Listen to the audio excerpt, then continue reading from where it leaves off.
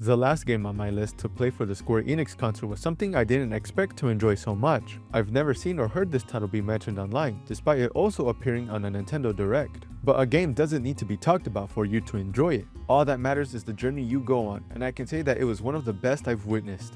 On May 4th, I completed Chrono Cross.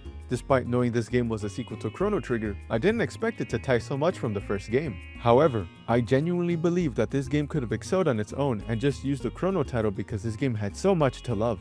The tropical setting and art direction was a nice change of pace compared to most fantasy worlds, now sailing from island to island to continue your journey. The track that greets you when you start your journey, Fields of Time, made me realize that this was going to be a game to remember.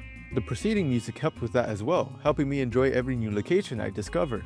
And the battles. They're so cool, with Surge and his party having attack animations that ranged from awesome to over the top, especially with battle themes like Brink of Death. The party also sharing levels was really nice too, not having you worry about levels and just using the characters you enjoyed the most. But battles did matter, as small encounters did provide your team with some stat buffs. And the characters that made your team were such a joy to meet. While it may seem intimidating to have 45 playable characters, and with some of them being missable, it was a lot of fun collecting everyone's signature ability and experimenting with them in battle.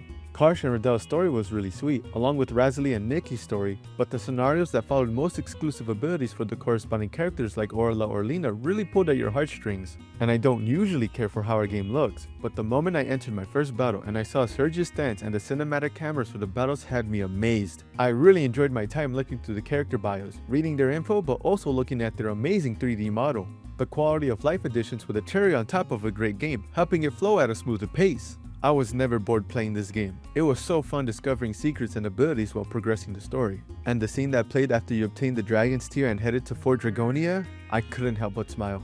I'm really glad to have experienced this game, all thanks to the preparation I was doing for the Square Enix concert. Too bad they only played the main theme when the rest of the soundtrack was just as amazing. But at least I can say that I experienced the amazing soundtrack myself, let alone such an amazing game, and I'm thankful for that. Thank you so much for watching, and remember, don't forget to save your games.